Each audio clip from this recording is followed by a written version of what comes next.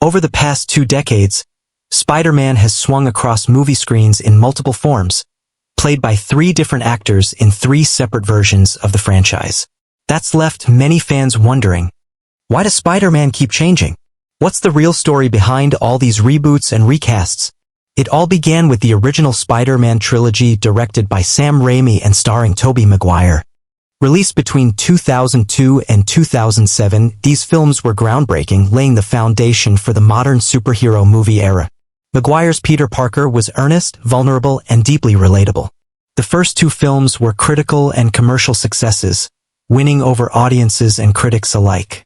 But things started to unravel with the 3rd installment. Director Sam Raimi had initially planned to split Spider-Man 3 into 2 movies because of the large number of new characters being introduced, including Venom, Sandman, and Harry Osborn's transformation into the New Goblin. However, Sony executives insisted on keeping it all in a single film. The result was a crowded, uneven story that felt rushed and overstuffed.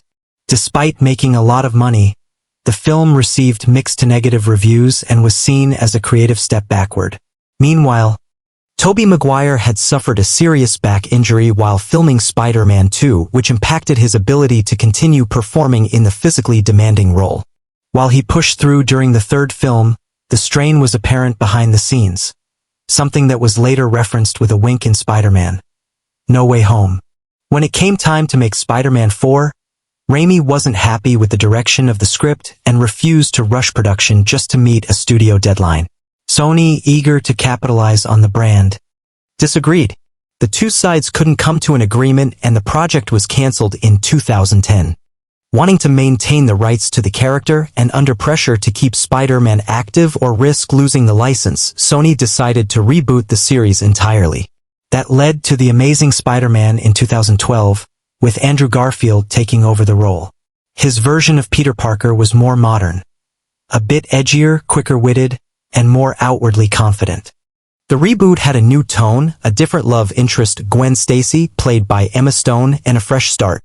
The first Amazing Spider-Man film was generally well-received and performed solidly at the box office. However, the sequel, The Amazing Spider-Man 2, tried to do too much.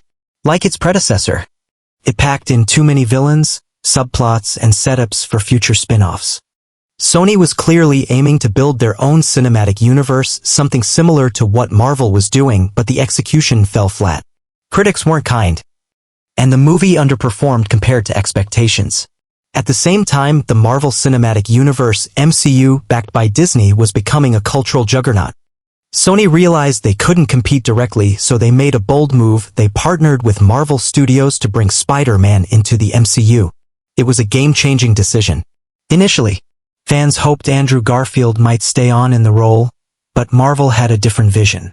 They wanted to take Peter Parker back to high school and build him as a young, wide-eyed newcomer to the superhero world.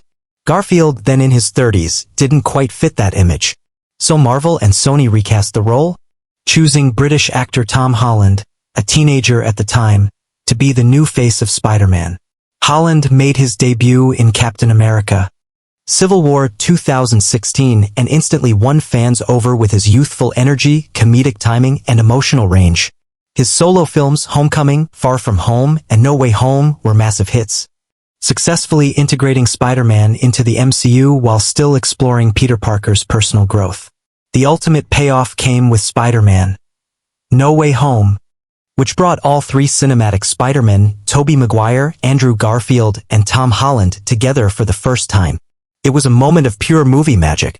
More than just a fan service spectacle, it was a celebration of each actor's legacy, and a deeply emotional experience for audiences who had grown up with different versions of the character. In the end, the constant changes to Spider-Man weren't just about casting or performance.